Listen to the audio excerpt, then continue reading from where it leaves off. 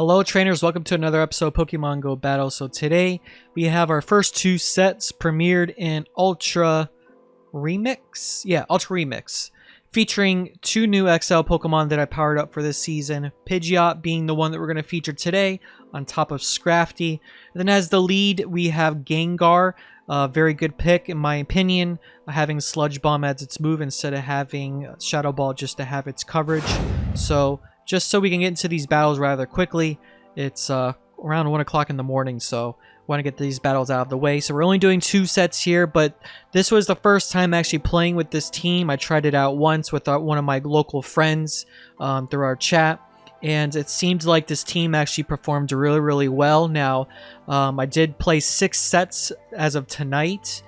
Just finished streaming, and I had a really good success with this team. I think it was around 21 wins and 9 losses. It was about like a 5-0, 4-1, 4-1, 2 2-3s, which were easily 4-1 winning sets as far as maybe throwing a Brave Bird instead of a Feather Dance. But for the most part, I know like those were my mistakes, and this team was really good for these 6 sets that I played tonight. So jumping into these battles, I just want to commentate some of the gameplay that happened when I streamed tonight. So they led with, what's it called, Granbull as the lead. So I was trying to make sure I had some extra energy on Gengar just so I can have that at the very end. And then they brought in their own Scrafty here. So basically what I could do is probably could have gone to a Brave Bird to knock out the Scrafty. But what I wanted to also do too is make sure that we're not having so much energy for Granbull to come back in, because right now they are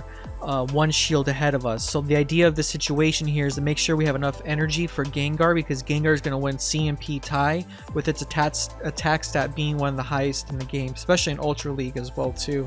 So not for nothing, we had a couple times where we had the very weird lags, and we had to do that minimize and go back in just to be sure everything was all right.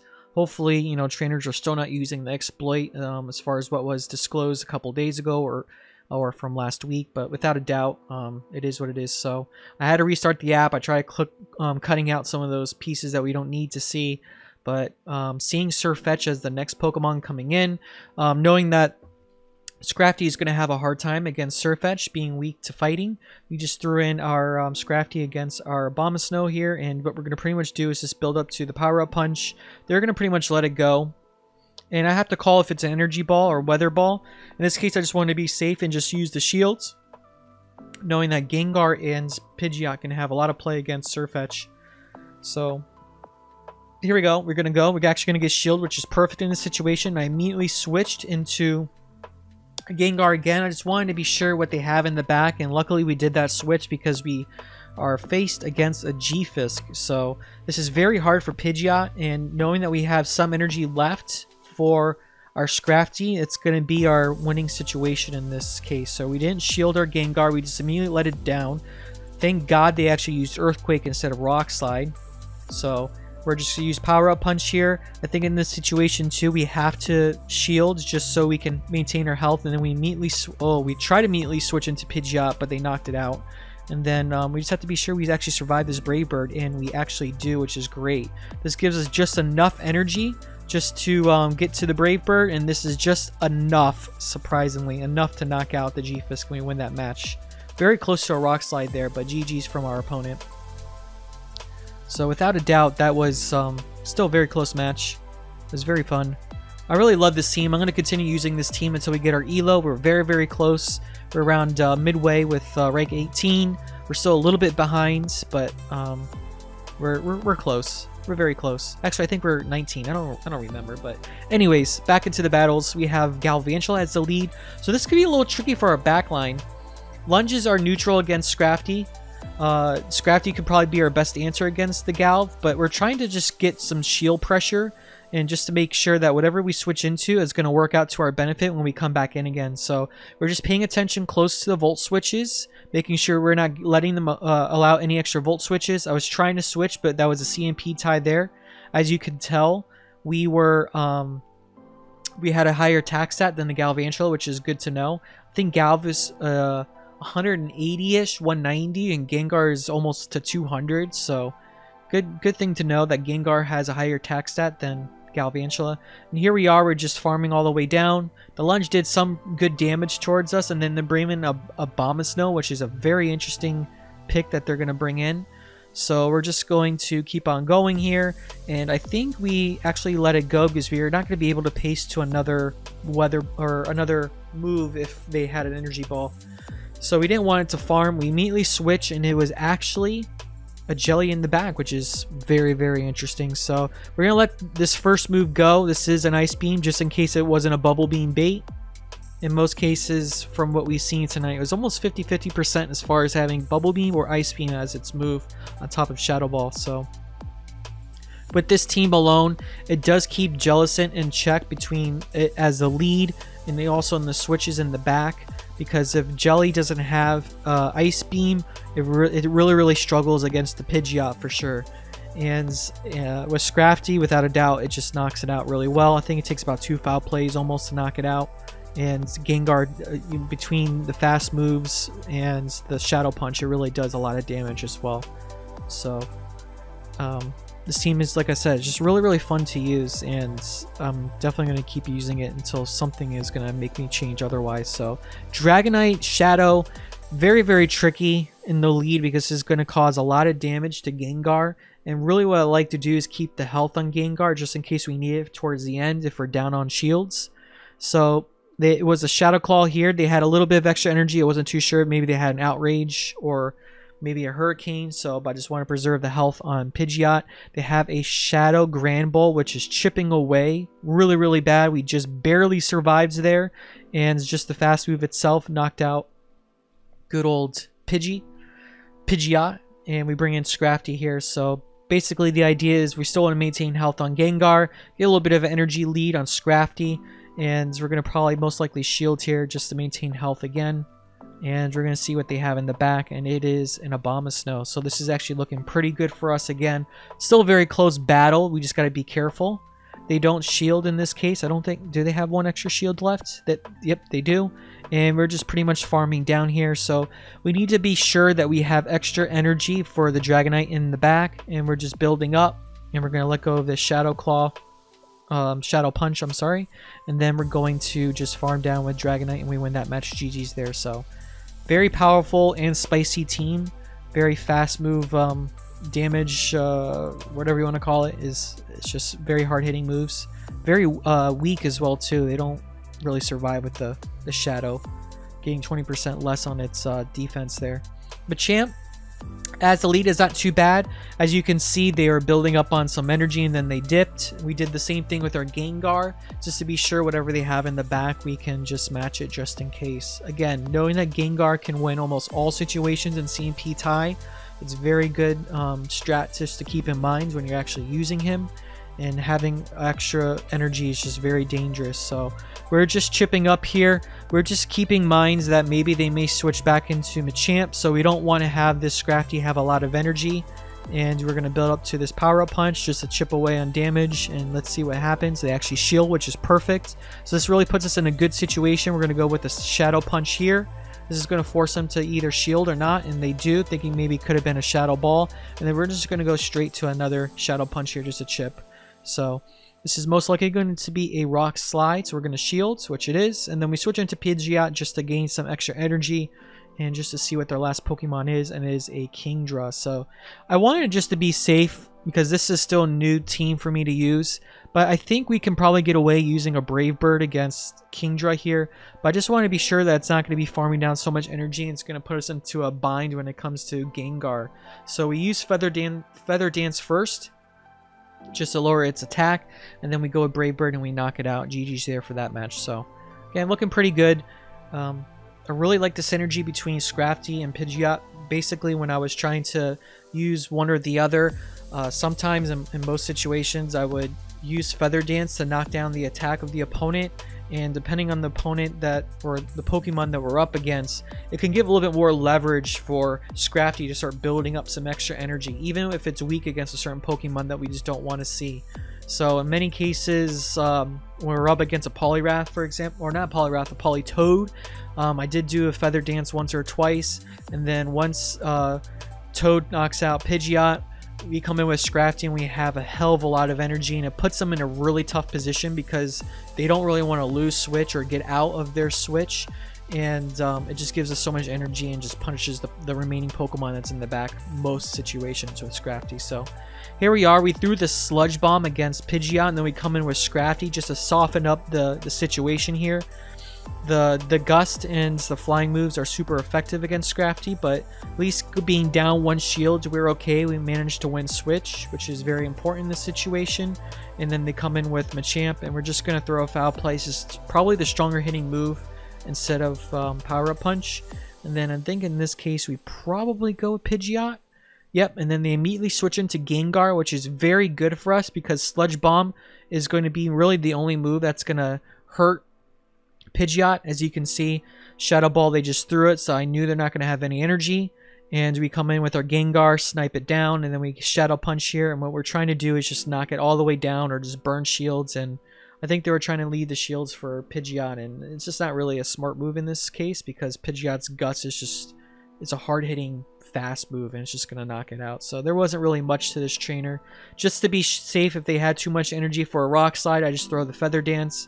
And just the shield alone, if you actually don't know, if your Pokemon has like 1 HP and you shield, you actually knock out, because I think for every shield that you use, you do lose 1 HP from using a shield. So something else to know in that situation too, because some trainers have lost matches that way, or you can win in situations like that. So Gengar against a Pidgeot, played it a little bit differently this time and went with Pidgeot ourselves, and we managed to sync our moves. And they threw the Brave Bird first, and we actually snuck in and did the Feather Dance, so it forced them to shield, which is great. Here's a Dragalge in this case. So what I'm going to do here, again, not sure if Brave Bird is really the best answer, but we did Feather Dance just so the attack goes down, knowing that now we can bring in Scrafty and then we can start farming a lot of energy. That was what I was just explaining about, and here's a perfect example of what I was trying to do. So the Aqua Tails are not going to do a lot of damage. They could have Gunk Shot, which is not going to do a lot against us as well too. And the only thing that may hurt us more than anything would be Outrage. And I thought because the way that they were charging up so much here, I just shielded just to be safe, and it was actually just a Gunk Shot. And now in this situation, we have so much energy. The Pidgeot comes back in, and then we can just farm it all the way down, and we still have health and energy with Scrafty, and we can knock out this Dragalge as well too. And then they're going to have a Jelly in the back, and then in this case, we're just going to go straight Foul Plays. This could be a little bit dangerous because they can charge up a little bit too much and knock us out. So because they were that low, I just switched immediately to Gengar, and it was actually an Ice Beam, which is probably the winning situation in this match in particular. I don't know if this trainer had Bubble Beam, but they just went straight Ice Beam, and we just had enough energy and health to have a Foul Play and knock it out and win that match there. So GG's. So again, if that was a Bubble Beam, I maybe would have been a little bit different because Shadow Ball would have really hit us really bad with our Gengar. But nonetheless, that was just a fun match. So alright, we're almost done here. We have former legend Mandibuzz. So this is actually a tricky match for a lead. We go immediately into our Pidgeot, and we go straight to the Feather Dance. This most likely is an Ice Beam because I don't know what Jelly is going to come in if they don't have Ice Beam. That would be very foolish. So we're going to go Feather Dance first just to knock down the attack. And this gives us just a little bit more leverage as far as farming and just saving some health just so the Mandibuzz can come back in and we can start doing some damage as well too. So we're just building up again. We're just going to go straight Feather Dance, and we're just going to farm down. This is not going to knock us out. They're debuffed really bad in this case, and we have now enough energy for the Mandibuzz if they bring that back. So in this case, they actually bring in Ferrothorn, so this is a very good thing to know. We just go Feather Dance once again. They're going to be forced to throw.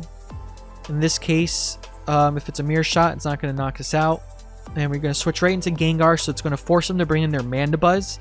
And what we're going to do here is not shield at all. We're going to keep the shield for our Scrafty because this is going to be our win con, even though we're going to be up against the Mandibuzz that has Aerial Ace. So the Sludge Bomb lands through, which is great. Anything to chip down this Mandibuzz is perfect.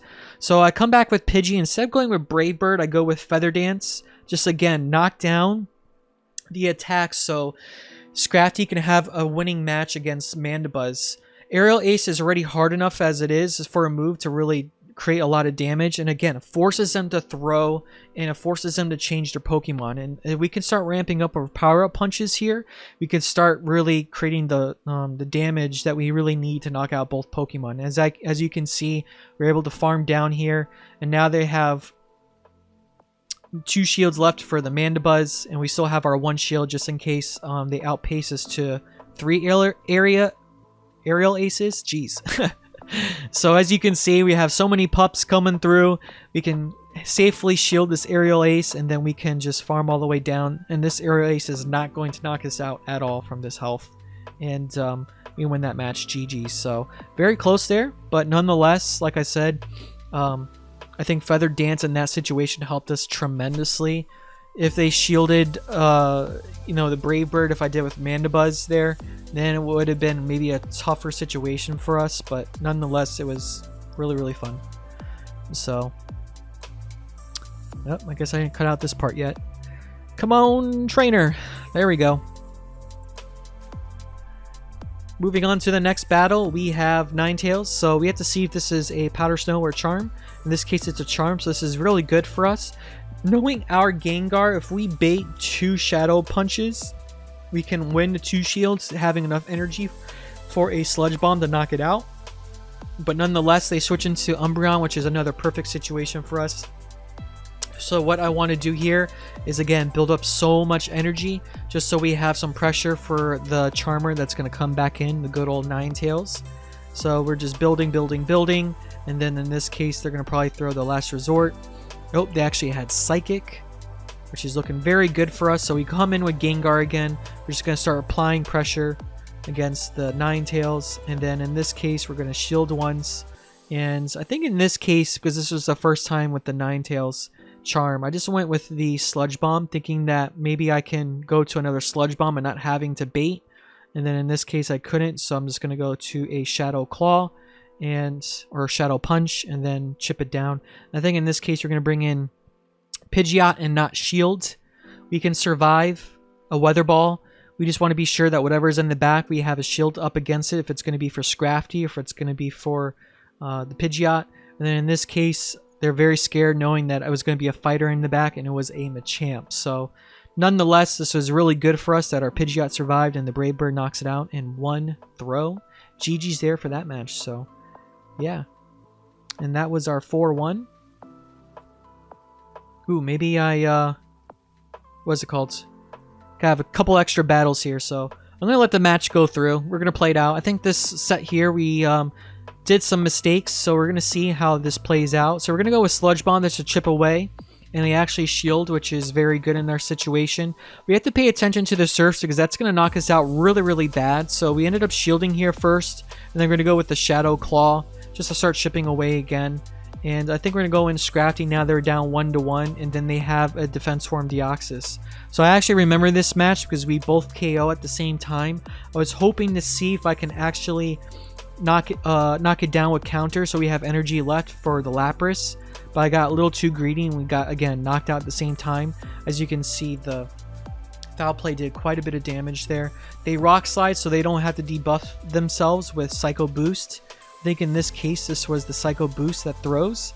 And as you can see, we had enough for the Power-Up Punch, but we didn't throw it. So this throws us into a bind just a little bit. So we bring in our Pidgeot, and then they had their Charizard, a Shadow Charizard at that point. And then in this case, we just go with the Feather Dance just in case they throw a move at us. We can probably not shield. But I got, I think, a little too greedy. And I went with Gengar, knowing that I should have probably shielded there, knowing that I could have possibly won. But what I was trying to do is get some energy on the Pidgeot just so I could throw it on the Charizard. And I was just short of that Feather Dance there. And then they had enough energy for 2 Dragon Claws, and we lose that match. So I think maybe we probably couldn't win that match, but maybe if we had pupped the Scrafty, we probably would have had a better chance with the Gengar against whatever Pokemon that they would have came in with. So, but there you go, guys. Pidgeot, awesome Pokemon for the Ultra League remix. It is a free bird now. It can do whatever it can just to create some nice strategy changes in GBL, especially in Ultra League.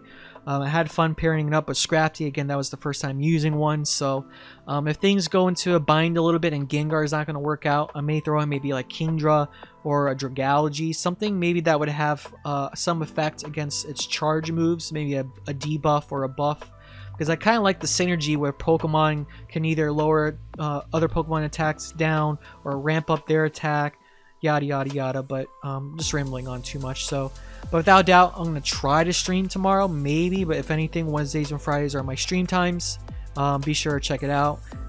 Play with this team and see how it goes for yourself. But without a doubt, guys, thanks for watching, and I'll see you guys next time. Peace.